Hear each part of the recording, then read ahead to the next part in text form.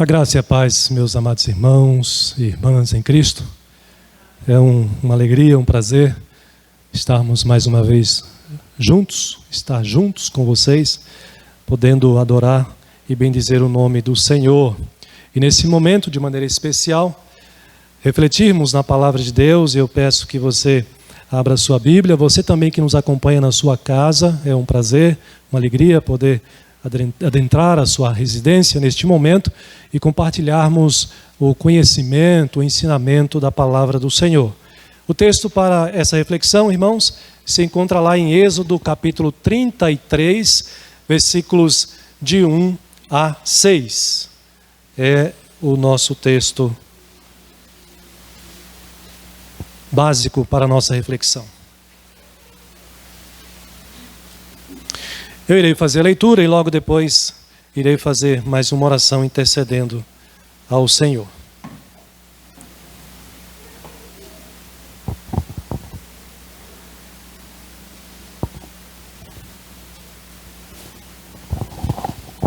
Mesmo assentados, mas com reverência, a palavra de Deus, acompanhe a leitura que diz: Disse o Senhor a Moisés: vai, sobe daqui.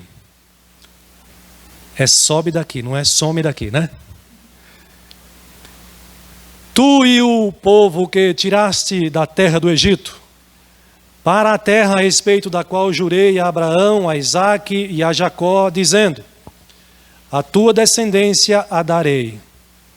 Enviarei o anjo adiante de ti, lançarei fora os cananeus, os amorreus, os heteus, os ferezeus, os heveus e os jebuseus. Sobe para uma terra que mana leite e mel.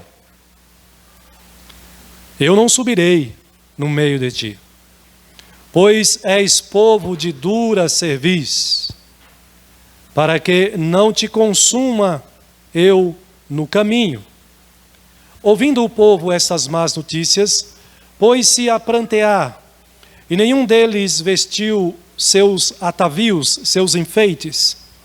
Porquanto o Senhor tinha dito a Moisés: dize aos filhos de Israel: és povo de dura cerviz.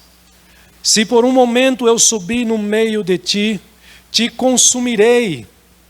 Tira, pois, de ti os atavios, para que eu saiba o que hei de fazer.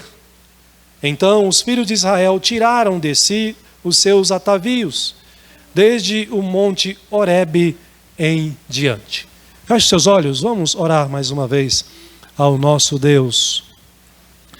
Senhor, aqui estamos diante da Tua palavra, que foi concedida a nós pelo próprio Senhor, para nos corrigir, para nos guiar, para nos abençoar. E por isso, Pai, nesta hora, suplicamos eu e os meus irmãos ao Senhor, pela Tua misericórdia e graça, que o Senhor, ó Deus, use a mim como pregador nesta noite, que o Senhor, ó Deus, abençoe os irmãos que irão receber esta mensagem, preparando as suas mentes e os seus corações, e que pelo Teu Espírito Santo, eles saibam aplicar às suas vidas os ensinamentos tirados desse texto. Clamamos isto, Senhor, porque reconhecemos a nossa limitação, a nossa fraqueza, a nossa imperfeição, e reconhecemos que carecemos, necessitamos da Tua graça sobre as nossas vidas, nos assistindo e nos capacitando a tudo isto. É o que eu te peço e te agradeço em nome de Jesus. Amém. Meus amados irmãos, eu quero refletir com vocês nesta noite sobre esse tema que espero chamar a sua atenção aí no fundo do seu coração. Quando nós pecamos, coisas ruins acontecem. Quando nós pecamos, coisas ruins acontecem conosco e muitas vezes acontecem com aqueles que estão à nossa volta também, por culpa e por conta da nossa desobediência e do nosso pecado. Aqui está essa situação vivida, experimentada por este povo de Deus, os judeus do Antigo Testamento, que pecaram e coisas ruins aconteceram com eles também. Aqui nós temos nesse texto, meus irmãos, a manifestação de um Deus irado. O nosso Deus, o Deus também do povo hebreu do Antigo Testamento, se apresenta ao seu povo neste momento com ira santa, por causa do pecado terrível que o seu povo cometeu. Se você der uma lida rápida neste capítulo, no capítulo anterior e no capítulo posterior, vocês vão entender o que está acontecendo aqui neste momento. O povo se encontra no Monte Sinai, para onde Deus o conduziu através de Moisés, libertado do poder de Faraó, da escravidão do Egito, e agora como pessoas livres, eles se encontram de frente para o monte, onde Deus vem até o povo, no cume do monte, chama Moisés, chama os anciãos, mas de maneira mais particular, chama Moisés, porque Deus vai falar com Moisés, Deus vai entregar a Moisés a sua lei e os seus mandamentos, para que o povo conheça a esse Deus de maneira mais íntima, e saiba como se conduzir, saiba como viver de agora em diante, servindo a Deus, obedecendo às suas leis, obedecendo exatamente aos seus mandamentos, a esse Deus que os libertou. Mas o que resolveu fazer este povo? Este povo resolveu substituir esse Deus tremendo, como nós vimos na leitura do texto, na liturgia, ao se manifestar no Monte Sinai, sobre trovões, relâmpagos, poderes extraordinários, a ponto do povo que presenciou, testemunhou tudo isso, ficarem amedrontados e não suportarem mais ouvir Deus falando, e eles clamam: Moisés, fala-nos tu, não deixe mais Deus falar, peça para Deus não falar mais, para que não morramos. O povo temia a Deus, tal era a manifestação de Deus naquele momento, mas eles resolveram substituir Deus por um bezerro de ouro. Eles resolveram praticar a idolatria. O pecado que eles cometeram, meus irmãos, resulta em traição. Resulta em adultério espiritual, como muitas vezes trata a Bíblia o adultério, a idolatria, tratando como adultério espiritual. Ora, meus irmãos, não é para menos Deus estar irado. Deus libertou o povo, Deus guiou o povo, Deus guardou o povo, Deus alimentou o povo, Deus permitiu que eles caminhassem até o deserto do Sinai agora, guardando de todos os perigos, de todos os riscos ao longo dessa caminhada. Deus os amou. E qual a resposta agora que esse povo dá para Deus? Meus irmãos, é preciso entender que o Monte Sinai foi muito significativo para a história de Deus com o seu povo do Antigo Testamento. O Monte Sinai marcou a história do povo de Israel e marcou a história de Deus com o seu próprio povo. Neste momento, Deus havia, alguns momentos antes do povo tomar essa decisão, Deus havia chamado Moisés e pedido que Moisés levasse as duas tábuas, que ele preparasse 2 tábuas de pedras, porque Deus iria escrever com o seu próprio dedo os 10 mandamentos para os quais o povo deveria se atentar, o povo deveria obedecer. Naqueles mandamentos que estão aqui, que nós lemos na liturgia, Deus se revela.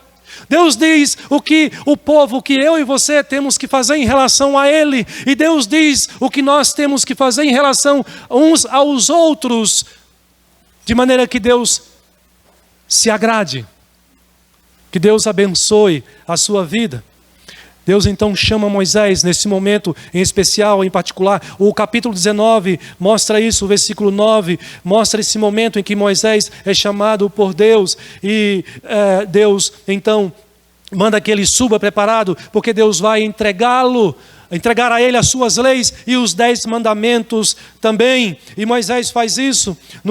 Na sequência do capítulo 19, versículo 16, ele continua revelando ainda este momento especial de Deus com o seu povo, representado por Moisés ali no Monte Sinai.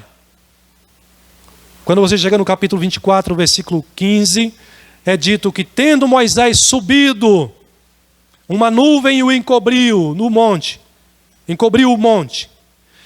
E Moisés, o verso 18, entrando pelo meio da nuvem, subiu ao monte e lá permaneceu com Deus. E é interessante que esse momento é um momento de consagração. É um momento de consagração não apenas para Moisés.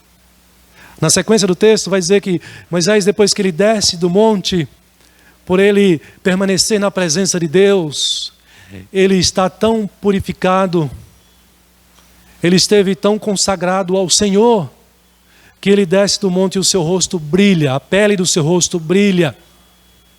E ele precisa colocar um véu sobre o seu rosto, porque o rosto brilha diante das pessoas, em consequência, como resultado dele ter estado na presença de Deus. Antes mesmo de Moisés subir ao monte, Deus já havia dito: Moisés, manda que o povo se prepare, manda que o povo se limpe, se banhe, ponha uma veste limpa, porque daqui a 3 dias eu virei até vocês. Consagração. Momento de consagração. Hoje é dia de consagração para os cristãos aqui, para nós aqui.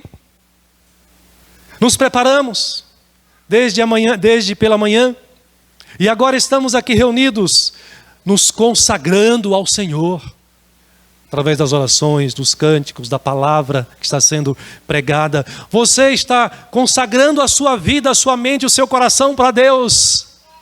E quem sabe poderíamos parafrasear: espiritualmente você vai sair daqui com o rosto brilhando, porque você está diante da presença de Deus. É um ambiente consagrado ao serviço de Deus. E quando o crente sai da sua casa e vem para a igreja, ele também está se consagrando ao Senhor. O povo de Israel estava fazendo isso.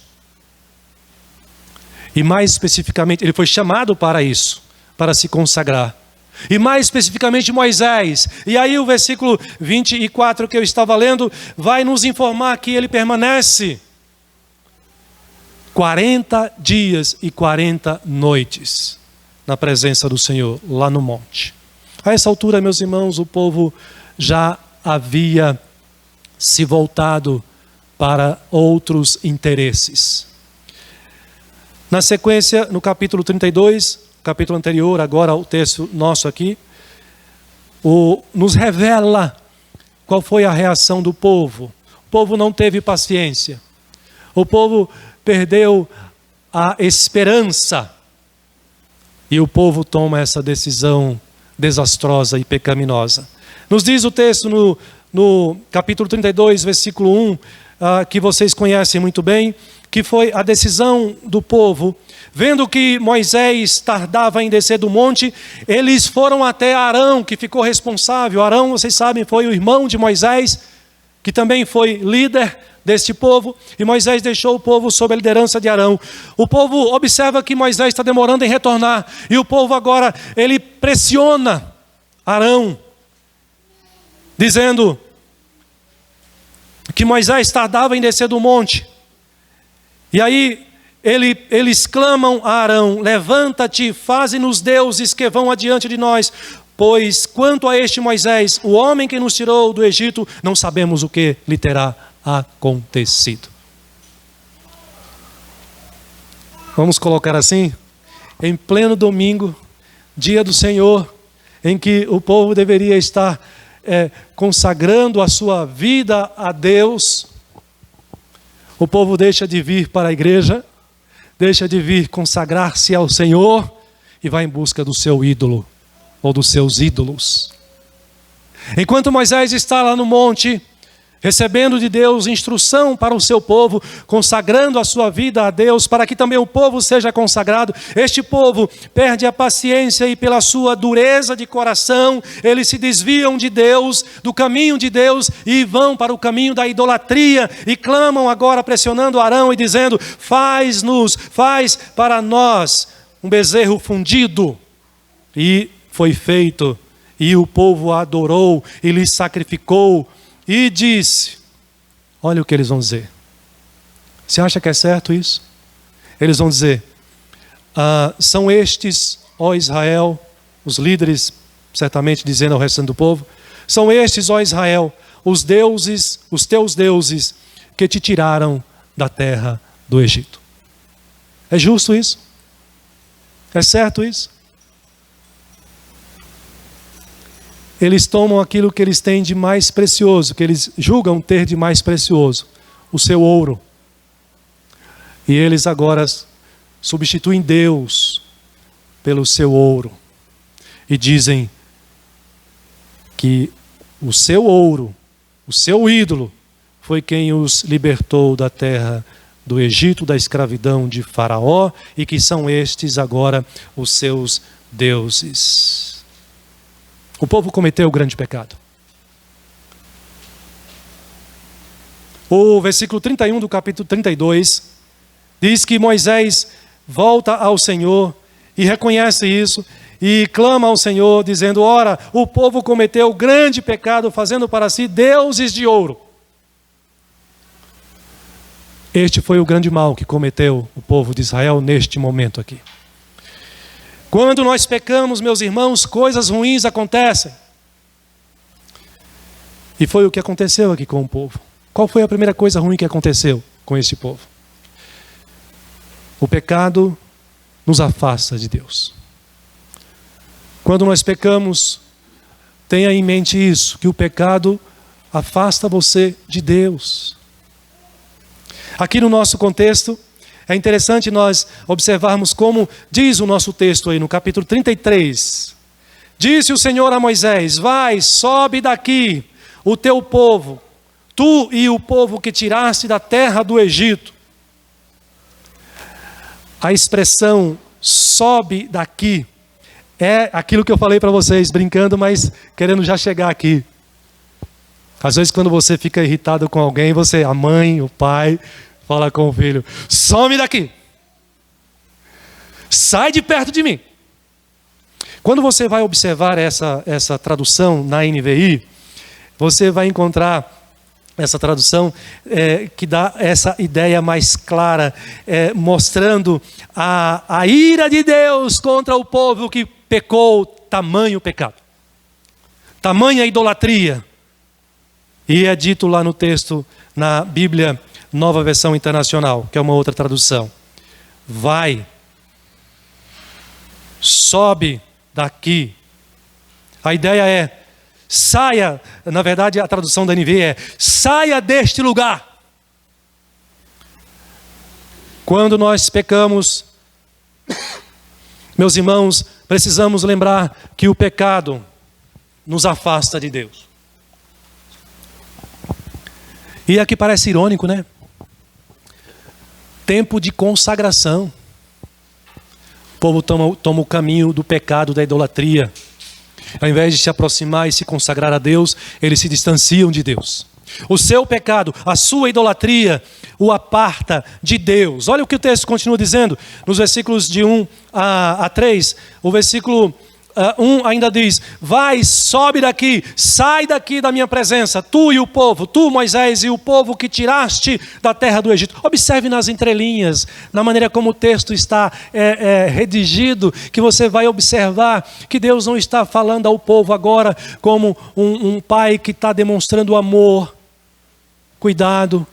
Mas Deus está irado com este povo, com a sua ira santa, com a sua ira justa. Ele não se refere a Moisés e ao povo de Israel como o meu povo, como ele se referiu tantas outras vezes.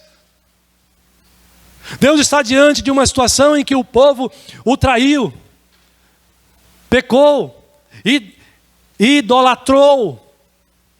Deus então se refere a esse povo dizendo: tu, Moisés, e o povo que tiraste da terra do Egito, vai à terra a respeito da qual jurei a Abraão, Isaque e Jacó, dizendo: a tua descendência darei essa terra. Mas sabe o que é interessante, irmãos? Deus, diferente de você e de mim, quando fica irado, Deus não esquece dos seus compromissos.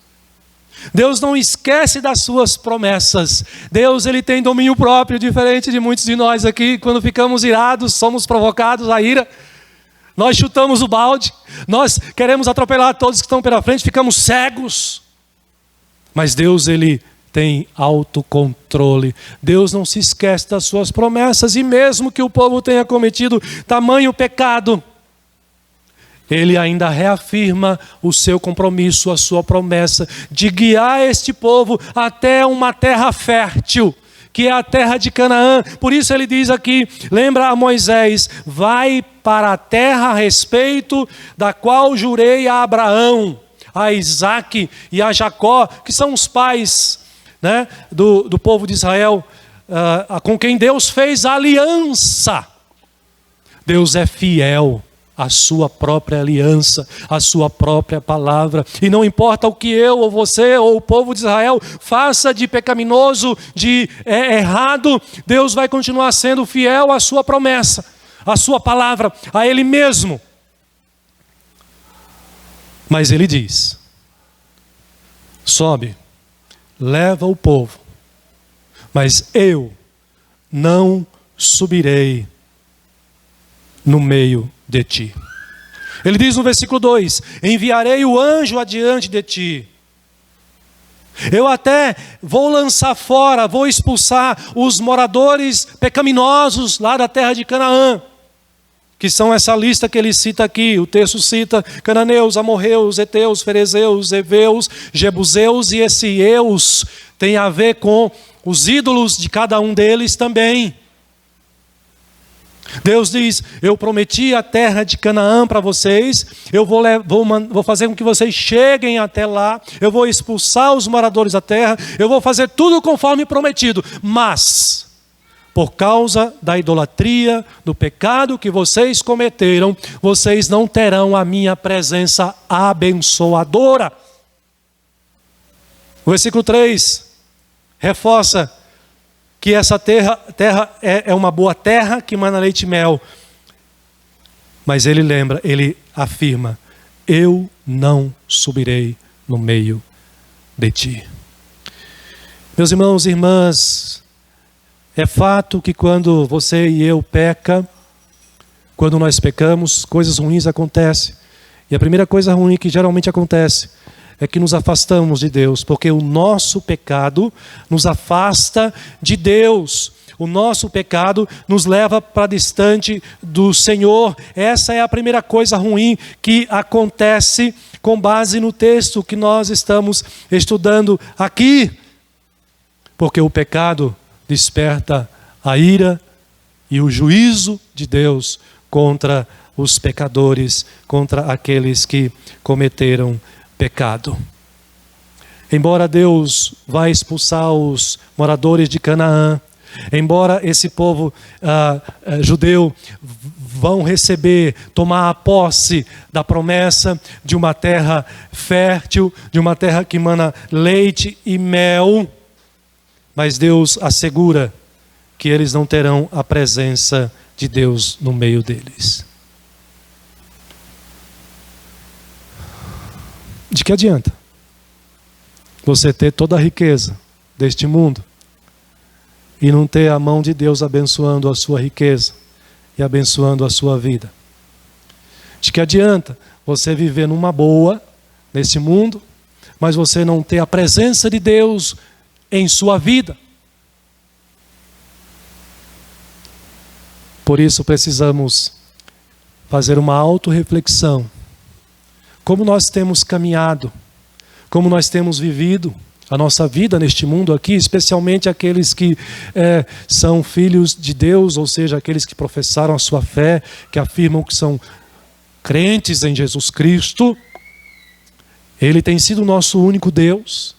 Ou nós temos também escolhidos bezerros de ouro, e substituído esse Deus, o Deus Criador, o Deus das Escrituras, o único Deus,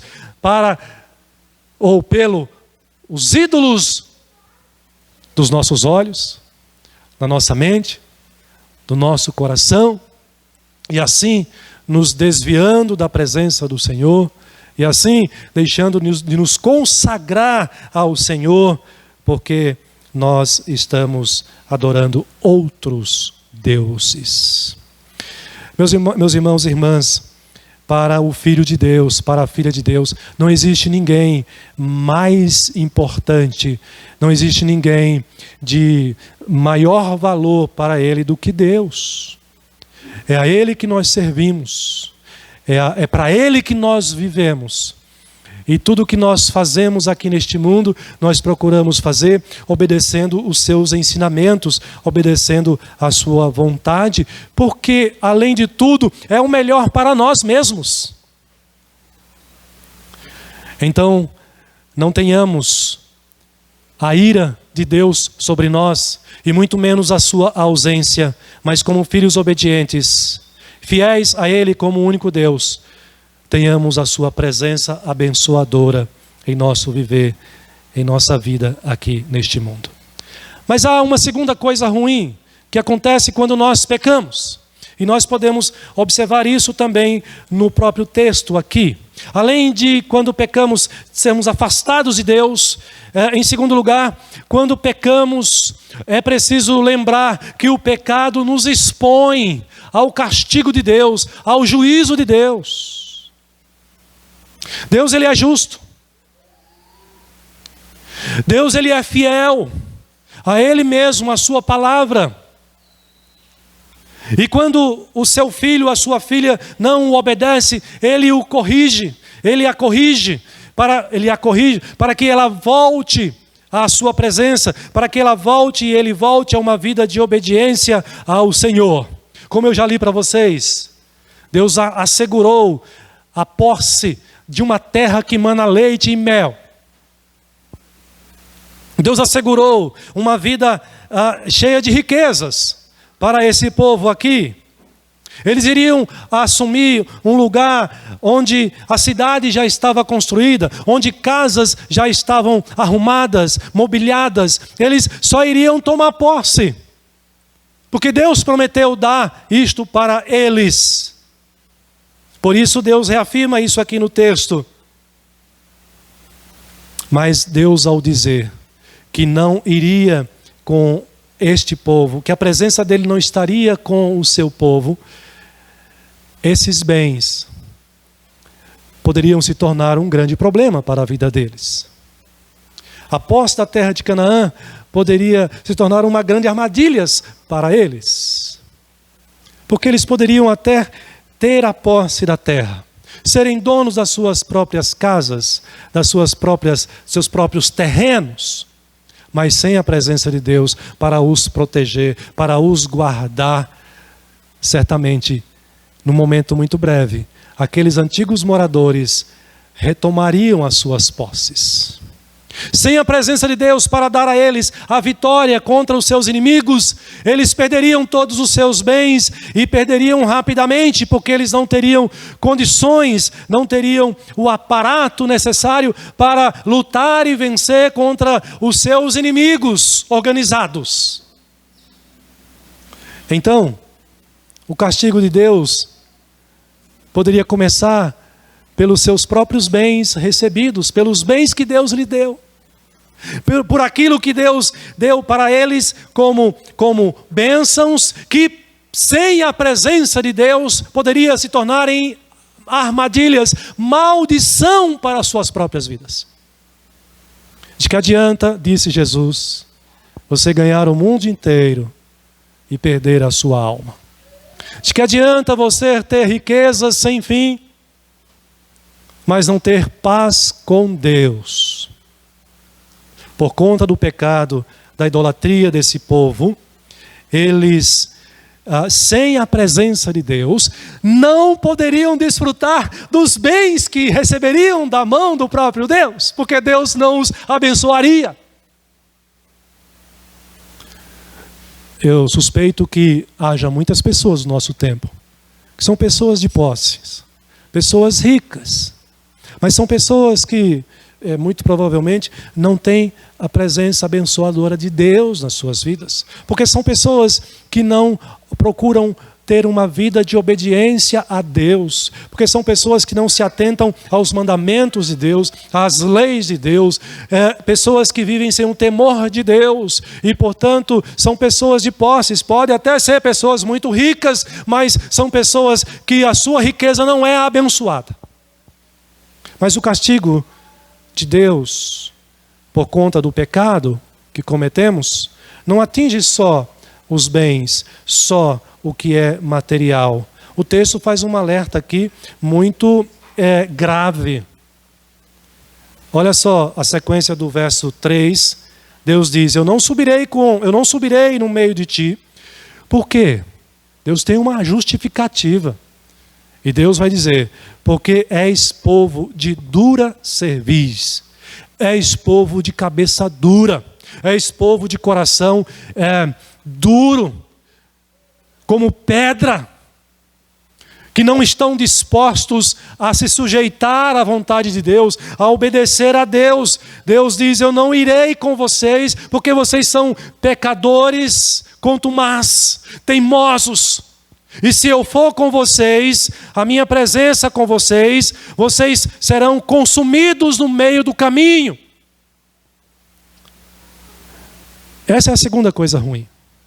Porque o pecado, irmãos, ele desperta e ele atrai a ira santa e justa de Deus, ele atrai o juízo de Deus. Muitas pessoas vivem nesse tempo, nesse mundo, brincando com Deus, brincando com a lei de Deus, brincando com o pecado, mas ficarão surpreendidas, serão horrivelmente surpreendidas no dia do juízo, no último dia, que a Bíblia está com todas as letras e com toda a força da sua voz, pelos profetas, pelos evangelhos, pelos apóstolos, anunciando que esse dia irá chegar, o dia da volta do Senhor Jesus Cristo, que virá para julgar vivos e mortos, cada um de acordo com os seus atos. O pecado nos expõe à ira de Deus. Portanto, não apenas os nossos pecados expõem os nossos bens, mas também expõe a nossa própria vida, a nossa própria alma diante do Senhor. Nós poderíamos lembrar de alguns textos, eu vou apenas destacar dois aqui, que traz essa realidade que o mundo de hoje, o mundo pós-moderno, anda esquecido. Sabe por quê? Porque o mundo pós-moderno matou Deus. Não de fato e de verdade, matou Deus na sua mente, na sua consciência. Então muitas pessoas vivem hoje como se Deus não existisse. E se Deus não existe, eu também não preciso prestar contas para ninguém. Mas isso é falso. Deus não só existe, como Ele é o Criador, como Ele continua conduzindo toda a criação, e como no último dia nós teremos que responder a Ele pela nossa vida, a maneira como nós vivemos aqui neste mundo, teremos que prestar contas ao nosso Deus. O capítulo 28 de Deuteronômio, a partir do versículo 15, ele traz uma lista, os castigos da desobediência desse mesmo povo, algum tempo depois. Ele vai dizer: será, porém, que se não deres ouvidos à voz do Senhor teu Deus, não cuidando em cumprir todos os seus mandamentos e os seus estatutos que hoje te ordeno, então virão todas essas maldições sobre ti e te alcançarão. Quais são as maldições que esse texto relata, por exemplo? E esse texto não está ultrapassado. Sinto muito em dizer, se alguém aqui acha que está ultrapassado, ele está vivo e vai permanecer até a volta de Jesus. Ele diz das maldições, primeiro, versículo 16: maldito serás tu na cidade e maldito serás no campo. Você pode até plantar e colher, mas você não vai ser abençoado. Lembra de Caim? Pecou, matou seu irmão, pecado de violência, não teve a bênção de Deus, não teve a presença de Deus, mas teve o castigo de Deus. Versículo 17 de Deuteronômio capítulo 28. Maldito o teu cesto e a tua amassadeira, a tua despensa. Vocês entendem? Versículo 18. Maldito o fruto do teu ventre, o fruto da tua terra, o fruto das crias dos teus animais, ovelhas e vacas. O que há de ser de uma vida sem a bênção do Criador? O que há de ser de uma vida sob a maldição, o castigo de Deus e principalmente sob a maldição do Criador? O versículo 19 fecha dizendo: maldito serás ao entrares e maldito serás ao saíres. Por que maldito? Por causa da desobediência, por causa do próprio pecado cometido. O apóstolo Paulo, num texto que você conhece muito bem, vai falar dessa realidade também, mostrando que o salário do pecado é a morte. Mas o dom gratuito de Deus é a vida eterna. Por isso que o sábio Salomão se dirige aos jovens, né? Mas se dirige também a todos, e aqui nós temos muitos jovens, e ele faz aqui um conselho muito prudente. Ele diz: jovem, você pode se alegrar no seu viver, aproveite a vida, curta, seja feliz, mas ele coloca um critério aqui. Ele vai dizer: recreie-se o teu coração nos dias da tua mocidade, ande pelos caminhos que satisfaçam o teu coração e agradam os teus olhos, aquilo que dá prazer. Qual é a regra que ele estabelece? Uma só. Ele diz: sabe, porém, que de todas estas coisas Deus te pedirá contas. Não se esqueça disso, meu querido, minha querida. Em segundo lugar, o pecado, ele expõe você e o que você tem ao castigo de Deus, à maldição de Deus. Sabendo que Deus é misericordioso, o que você e eu devemos fazer? Vamos aprender também com esse povo? Os versos 4 a 6 diz então: ouvindo o povo estas más notícias, pôs-se a prantear, a chorar profundamente, de maneira sentida. E nenhum deles vestiu seus atavios. Eu estou ataviado hoje. Não é comum eu estar durante a semana de gravata, de terno, alguns de vocês aqui também, né? Brinco, batom para as mulheres aqui, as meninas estão ataviadas, estão com seus acessórios aí de embelezamento, para dar uma aparência melhor, né? Nós viemos para a casa de Deus. Isso, de certa maneira, é festa para nós, é alegria para o nosso coração, para a nossa alma. Mas e quando você peca? Você fica alegre? Quando o povo peca, se alegra? Qual deve ser a atitude? A atitude de tristeza, de contrição, que demonstre arrependimento no coração, no íntimo. Por isso o povo diz, mostra aqui o texto, que o povo não coloca os seus enfeites, os seus acessórios. Por quê? Porque o Senhor já tinha dito a Moisés para dizer ao povo: vocês são pecadores contumazes. Vocês são povo, como diz aqui no próprio texto, de dura cerviz. Se por um momento eu subir no meio de ti, te consumirei. E aí qual é o conselho de Deus? Veja que Deus aqui tenta conduzir o povo ao arrependimento. Esse é o caminho, irmãos e irmãs, que nós devemos tomar. Em terceiro lugar, quando nós pecamos, nós devemos buscar o caminho do arrependimento e do perdão de Deus. Eu estou dizendo para você que quando você peca, coisas ruins acontecem. O pecado lhe separa de Deus. O pecado lhe expõe ao juízo, ao castigo de Deus. Mas se você se encontra, e muitas vezes nos encontramos nessa situação, o que temos que fazer? Nós devemos buscar o caminho do arrependimento verdadeiro e do perdão, e clamar ao Senhor para que Ele nos conceda o seu perdão.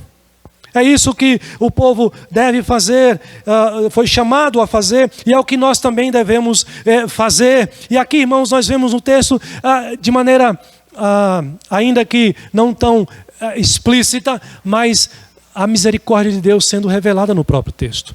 Apesar de Deus castigar o ímpio, apesar de Deus dizer, olha, eu não compactuo com o seu pecado, eu não estarei com vocês em pecado, e se eu estiver, eu vou consumir, destruir vocês, aniquilar vocês. Aniquilar aqui entre aspas, né? Eu sou misericordioso e perdoador. Por isso aqui, Deus manda Moisés dizer, dize aos filhos de Israel, não coloque as vestes de festa, de alegria, mas de tristeza. Tire os atavios. Olha só o que diz o versículo 4, o versículo 5 na sequência. Ele diz, tira de ti os atavios, para que eu saiba o que te hei de fazer. Deus conduz o povo a essa reflexão, a esse momento de introspecção, de autorreflexão, com respeito às suas atitudes, ao que eles fizeram, ao tamanho do pecado que eles cometeram. E Deus, dessa maneira, conduz o povo ao arrependimento, que mostra para nós nesse texto. Mas o capítulo 32, versículo 31 e 32, também Deus já tinha falado isso para Moisés, está logo aí um pouquinho antes, você pode acompanhar a leitura. Disse, tornou Moisés ao Senhor e disse, ora, o povo cometeu grande pecado, fazendo de si deuses de ouro. Agora, a súplica de Moisés. E Moisés aqui representa o povo. O que ele vai fazer diante de Deus? Senhor, perdoa o meu pecado. Perdoa o pecado do teu povo. Ele diz, agora pois, perdoa-lhe o pecado. E ele faz isso de maneira imprudente. Diante das consequências ruins do pecado, Moisés se dirige a Deus de maneira imprudente e ele diz, Senhor, perdoa o teu povo. Se o Senhor não fizer, então risca o meu nome do teu livro. E Deus vai mostrar para Moisés quem é que manda. Riscarei do meu livro todo aquele que pecar contra mim. Menos aí, Moisés. Mas ele se dirige a Deus para suplicar o perdão. E mais adiante, o texto vai mostrar para nós que Moisés faz isso agora, mas de maneira mais prudente. No capítulo 33, o nosso capítulo, versículo 13, Moisés se dirigiu a Deus e clamou o perdão do Senhor. E aí ele declara para Deus, agora pois achei graça, se achei graça aos teus olhos, rogo-te que me faças saber neste momento o teu caminho, para que eu te conheça e ache graça aos teus olhos, e considera que esta nação é teu povo. E qual foi a resposta do Senhor diante de um coração quebrantado, diante daquele que busca o caminho do arrependimento, que busca o caminho do perdão? O texto nos diz que o Senhor respondeu a Moisés, dizendo, versículo 14, a minha presença irá contigo e eu te darei descanso, Moisés. O que você faz quando você peca? Qual é a sua atitude quando você faz uma reflexão e você é confrontado pelo Espírito de Deus, pela Palavra de Deus, por uma pessoa que te confronta, sabendo que você é um cristão, e ele diz, olha, isso que você fez não é legal, isso que você fez não é correto diante de Deus. Qual a sua atitude? Você busca o caminho do arrependimento? Você busca o caminho do perdão? Ou você se revolta contra essa pessoa? Você se ira contra essa pessoa? Quem é você para se intrometer na minha vida? O bom cristão, ao reconhecer o seu pecado, ao reconhecer que o pecado traz sobre si coisas ruins, ele deve imediatamente buscar o arrependimento no seu coração, refletindo sobre a sua atitude pecadora e buscar humildemente em Deus o perdão para a sua vida. O capítulo 34, mais um pouquinho à frente, versículo 8 e 9, diz assim, e imediatamente curvando-se Moisés, agora já mais maduro, né, para a terra, o adorou e disse, Senhor, se agora achei graça aos teus olhos, segue em nosso meio, conosco, porque este povo é sim de dura cerviz. Perdoa a nossa, veja que Moisés não diz a minha iniquidade, mas Moisés diz, perdoa a nossa iniquidade e o nosso pecado, e toma-nos por tua herança.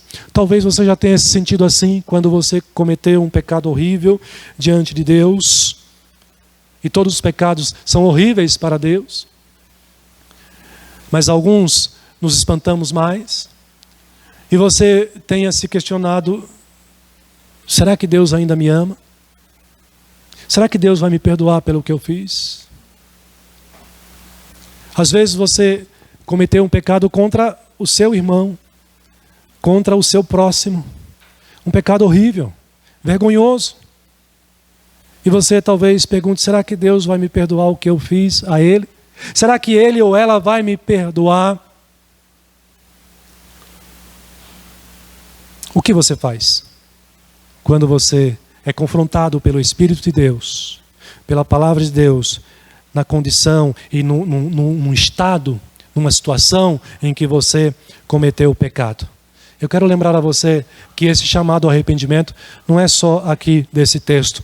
Nós temos vários textos nas Escrituras que nos chamam ao arrependimento. 2 Crônicas, capítulo 7, diz, esse texto é bem conhecido, por isso eu quero trazê-lo aqui.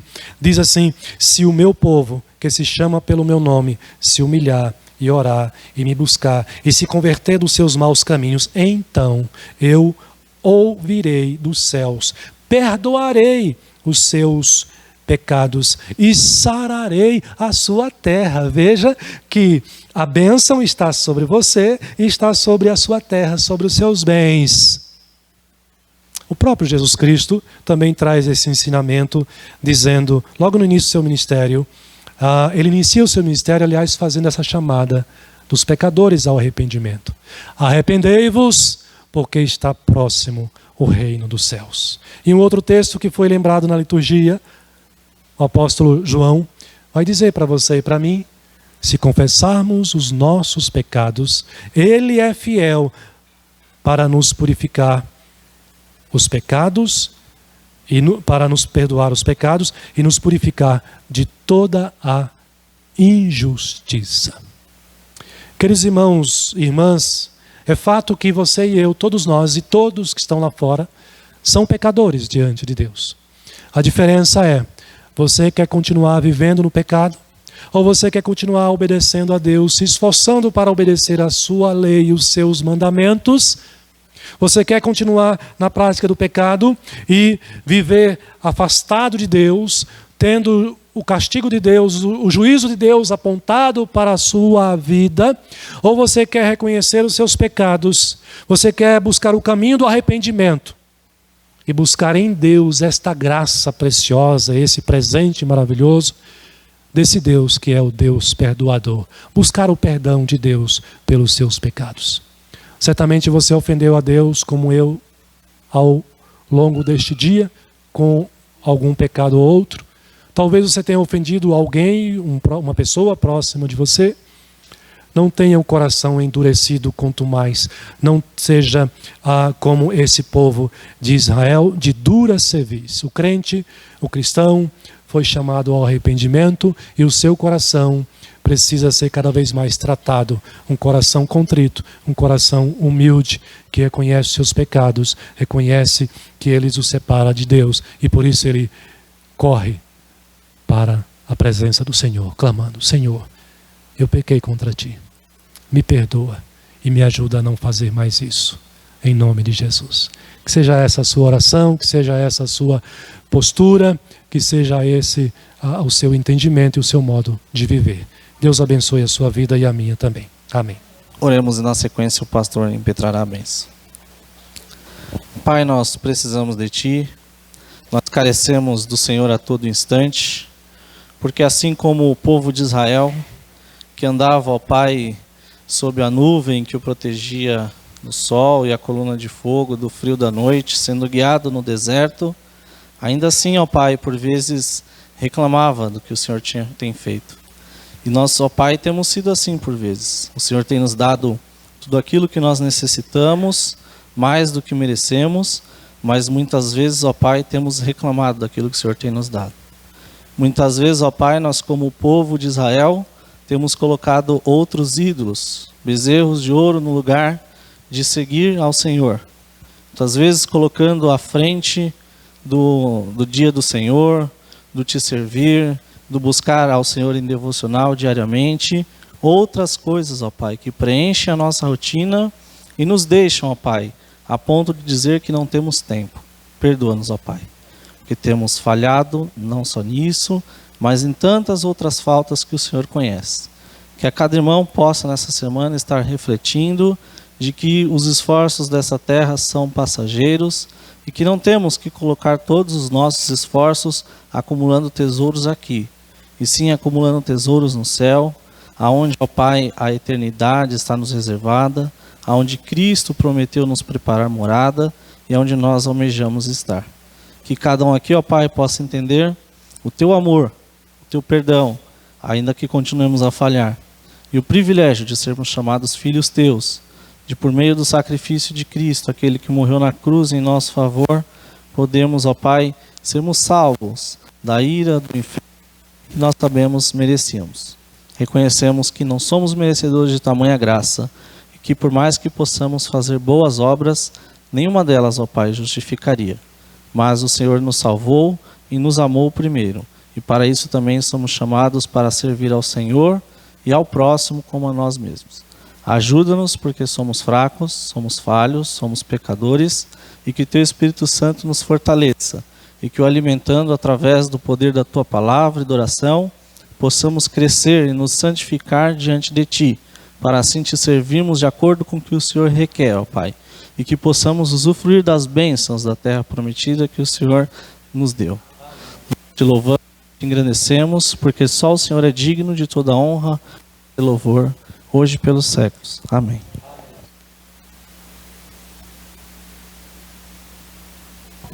Receba a bênção, meus irmãos. A graça de nosso Senhor e Salvador Jesus Cristo, o amor do nosso Deus, o eterno Pai, pois que o Espírito Santo de Deus esteja também sobre todos vocês, meus irmãos, no seu amor, consolando, guiando, amparando, iluminando o povo de Deus, irmãos e irmãs aqui presentes e em toda a terra, hoje e para sempre. Amém.